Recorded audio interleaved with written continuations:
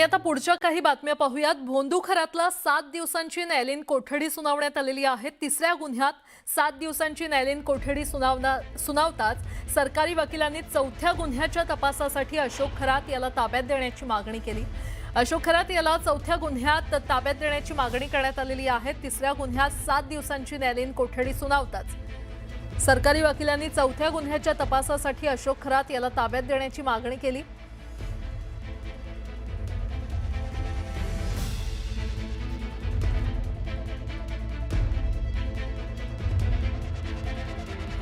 आजच नाशिक रोड कारागृहातून ताब्यात घेऊन चौथ्या गुन्ह्याप्रकरणी उद्या पुन्हा न्यायालयामध्ये हजर करण्यात येणार आहे।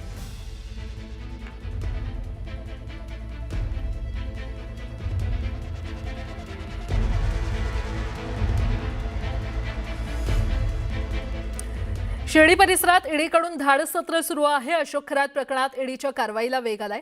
समता पतसंस्थेच्या राहाता शाखेत ईडीचं पथक दाखल झालंय। समता पतसंस्थेत अशोक खरात नॉमिनी असणारी 100 खाती आहेत आणि या खात्यांवरून 60 कोटींहून अधिकचा व्यवहार झालाय। एकीकडे शिर्डी पोलिसांकडून तपास सुरू असताना दुसरीकडे ईडीने देखील तपासाची सूत्र हाती घेतलेली आहेत। नाशिक मिरगावसह राहाता आणि शिर्डी परिसरात ईडीचं धाडसत्र सुरू आहे। अशोक खरातच्या मालमत्ता आणि पतसंस्थांमधील कोट्यावधींच्या व्यवहारासंबंधी ईडीकडून कारवाई सुरू आहे। भोंदू अशोक खरात याचे एक ना अनेक कारणामे समोर आल्यानंतर त्याच्यावरती नाशिकमध्ये गुन्हा दाखल झाला, शिर्डीमध्ये गुन्हा दाखल झाला आणि समता पतसंस्थेमध्ये या भोंदूने 57 लोकांच्या नावावरती 100 खाती उघडली, ज्यावरनं कोट्यावधीचे व्यवहार सुरू केलेले आहे। त्यामुळं आता कुठेतरी ईडीची एंट्री याच्यामध्ये झाली आणि ज्या पतसंस्थेमध्ये हे खाती उघडली गेली या समता पतसंस्थेच्या राहाता येथील शाखेमध्ये आता सध्या ईडीचं पथक जे आहे ते पोहोचलेलं आहे आणि जवळपास 2 तास झालेत ईडीचं पथक आतमध्ये आहे आणि हा जो सगळा व्यवहार केला गेला किंवा ही जी खाती उघडली गेली नेमकं याच्यावरनं जे पैसे आहे हे कोणी टाकले, कोणी काढले, याचा वापर कशासाठी केला गेला या संदर्भातली जी सगळी चौकशी आहे ती आता ईडीकडनं सुरू आहे। एकीकडे मिरगावमध्ये ईडीचं पथक दाखल झालेलं असताना दुसरं पथक हे अहिल्यानगर जिल्ह्यातील राहातामध्ये दाखल झालेलं आहे। शिर्डी पोलिसांनी जवळपास या खातेदार जे आहेत यातील 33 जणांची चौकशी देखील केलेली आहे, ज्यामध्ये या 33 खातेदारांनी सांगितले की हे खाते आम्ही उघडली नाही, त्यावरचा व्यवहार जो आहे तो आम्ही केला नाही।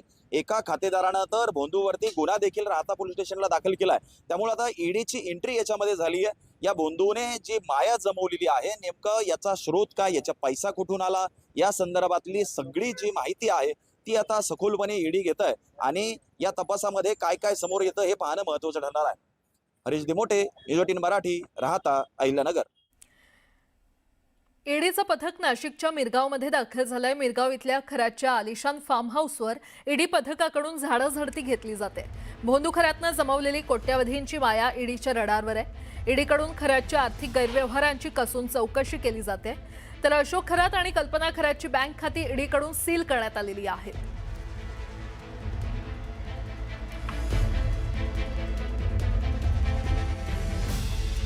भोंदू अशोक खरातच्या मालमत्तांवर ईडीने मोठी छापेमारी केली आहे। एकूण 11 ठिकाणी छापे टाकण्यात आलेले आहेत। खरातचं घर, ऑफिस, फार्म हाऊस आणि ईशान्येश्वर मंदिरासह इतर ठिकाणी एकाच वेळी कारवाई करण्यात आलेली आहे। त्या छापेमारीमध्ये महत्त्वाचे पुरावे हाती लागण्याची शक्यता वर्तवली जाते। दरम्यान अशोक खरात सध्या लैंगिक शोषणाच्या गुन्ह्यात अटकेत असून या प्रकरणामुळे मोठी खळबळ माजली आहे।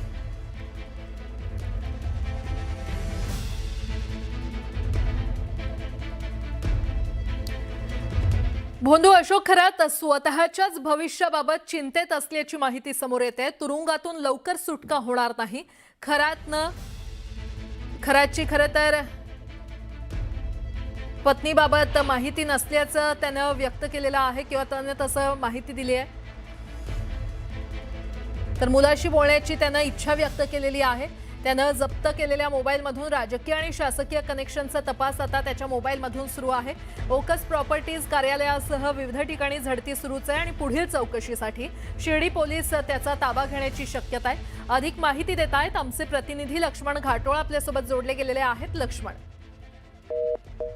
अशोक खरात प्रकरणामध्ये दररोज नवनवीन प्रकारचे अपडेट येतात। अशोक खरात सध्या एसआयटीच्या ताब्यात आहे आणि एसआयटीच्या चौकशीमध्ये ज्यावेळेला त्याला त्याच्या फरार पत्नीबाबत विचारलं असता त्याने त्याची फरार पत्नी कुठे आहे हे मला माहित नाहीये अशा प्रकारची माहिती एसआयटीला दिली। दुसरं म्हणजे त्याच वेळेला अशोक खरात असं देखील म्हणालेलं आहे, माझा मुलगा कुठे आहे, मला त्याला भेटायचं आहे, मला त्याची काळजी वाटते.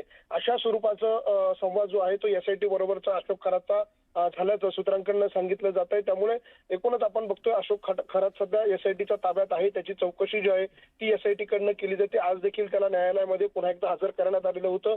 पुन्हा एकदा न्यायालयाने त्याला तिसऱ्या गुन्ह्यामध्ये न्यायालयीन कोठडी सुनावली आणि त्याच वेळेला पुन्हा चौथ्या गुन्ह्यामध्ये त्याला एसआयटीने त्याचा ताबा मागितलेला होता आणि न्यायालयाने पुन्हा एकदा त्याला चौथ्या गुन्ह्यामध्ये एसआयटीच्या ताब्यात देण्याबाबतचा अर्ज जो आहे तो मंजूर केलेला आहे आणि त्यामुळे आता अशोक खरातला पुन्हा एकदा न्यायालयाच्या आदेशानुसार चौथ्या गुन्ह्यामध्ये एसआयटी कडनं ताब्यात घेतलं जाणार आहे. मात्र अशोक खरात सध्या वेगवेगळ्या प्रकारची माहिती ही एसआयटीच्या तपासामध्ये आज देखील जेव्हा त्याला न्यायालयामध्ये हजर करण्यात आलं तेव्हा देखील न्यायालयाने त्याला हेच विचारलं की तुला मारहाणीबाबत तुझी काही तक्रार आहे का, पोलिसांनी काही मारहाण केली का, त्याबाबत काही तक्रार आहे का, अशी देखील विचारणी अशोक खरातला करण्यात आली. मात्र त्यावर अशोक खरात त्याने न्यायालयात हात जोडून नाही अशा स्वरूपाचं उत्तर दिलेलं आहे. मात्र त्याचा मुलगा कुठे आहे, त्याला भेटायचं आहे, अशा प्रकारचं विनवणी जो आहे तो एसआयटीच्या अधिकाऱ्यांना करत असल्याची माहिती सूत्रांकडून मिळते.